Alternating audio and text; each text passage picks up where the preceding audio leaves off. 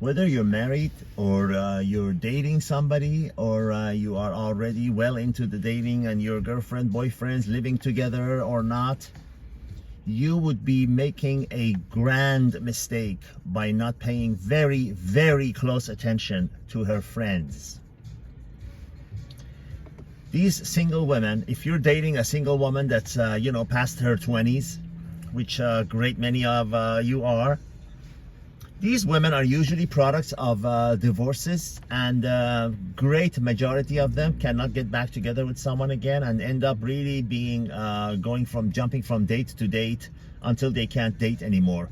So they're always most of the time in a state of misery. When one of them, let's say that girl that you're dating, meets a nice guy who is treating her well, taking her out, is a good, decent man, taking care of her, creating interesting weekends for her, showing up during the week, going places with her, going on trips with her, buying things for her, and it's going good mutually, and she's good to you and everything. Those friends are seething with jealousy and anger and misery. They do not want one of them to be elevated above that state of misery into a better place. So they do everything in their power to sabotage and destroy her relationship with you. They keep telling her, what are you doing with her? You can do better. Oh, he hasn't proposed to you yet. Oh, he didn't show up on this weekend. He didn't take you such and such places that you wanted to go. He doesn't go shopping with you. Oh, he didn't go to your parents for your Thanksgiving. Or he didn't show up at Christmas, whatever. They use everything they can, when in reality they would give their right arm and right eye and their heart to have someone like you for themselves. But they don't want their friend to win. They want to be miserable in the company of each other. They don't want one of them to be plucked away from them and have a better life. Human beings, this sounds cynical, but sadly it's true.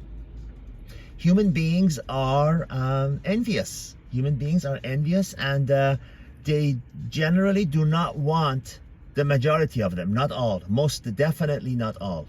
They do not want their friends to do better. I remember one time when my brother had bought a really nice car, and he showed up at one of my father's, homes, one of my father's friends' homes, and he saw the car, and the look on his face was as though someone had told him that, your firstborn just died. And, he was smoking, and he said, "Is that your car?" I could tell, my God, yeah, well, you should be happy. I was thinking, look at him, because I'm a very observant person. I always was noticed for observing people's reaction and everything by my family. And I could see the look of envy, combination of envy, sadness, anger, and every other negative emotion that you could think of. And this is true with the friends of the women that you're dating.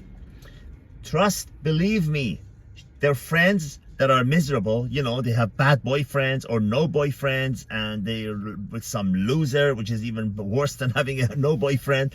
They're in a state of divorce. They're in a state of not being able to keep a man or whatever. When they see one of their friends doing better, they have met you, and you are being nice to her and everything. They do everything in their power to sabotage it and tell her, oh, you're bad, she can do better, everything all the time, non-stop, until she will fall for it, until she will believe it, that yes,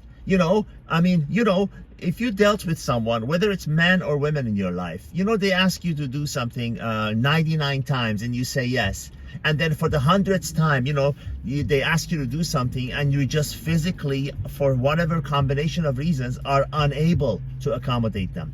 And they say, oh, you never do anything for me. So they forget all of the 99 things, good things that you did, and they remember that one thing that you were simply not able to do, and forget all of that and remember the one bad thing. Well, the miserable, jealous friends, envious friends of your girlfriend, wife, whatever you're dating, We'll do the same. We'll tell her, oh, he did this and this and that and this and that, but he didn't, he didn't show up for your Thanksgiving dinner. He didn't take you to such and such place that you wanted to go for Christmas. Oh, see, we told you he's a terrible guy. He's not good for you. You can do better. You can do better. Right, she can do better. Like countless other ones that are on multiple dating sites for decades at a time. Like themselves. Lonely, miserable, as I've always said, with their pet and a bottle every night at home.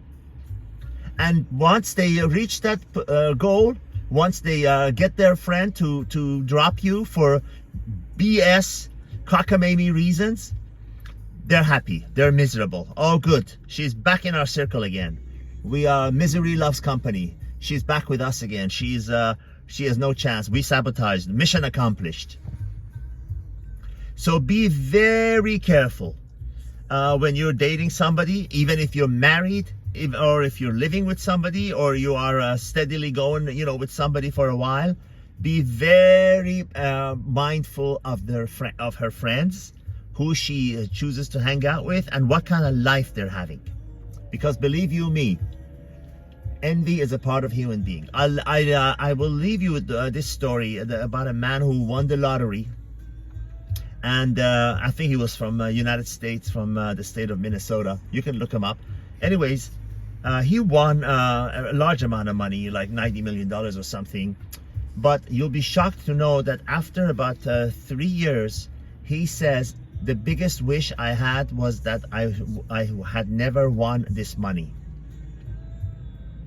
Because everyone started being envious to him. Everyone started hating him. Everyone out of the woodwork came out and asked him for money. And, if he gave it to them, they asked for more. If he didn't give it to them, they say, well, you obviously didn't work for it. You won all this money, and now, you don't want to help us, so I don't want to be your friend. So he was lonely. He literally had 0 friends. And he ended up doing drugs and alcohol and getting arrested and all kinds of trouble, like you see the stories of other people that win the lottery. But the point here is the envy of human beings.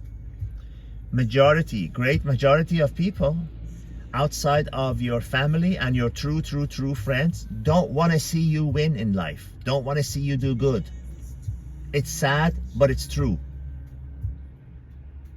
All I tell you in my videos are things that are ageless, timeless.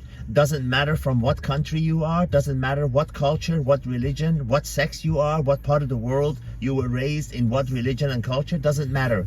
These are true to human being. Like we all get hungry, that we all sweat when we work out, like we all cry. These are true, universal, and will never change. So pay close attention. I hope it's been helpful. All the best. God be with you, because no one else is.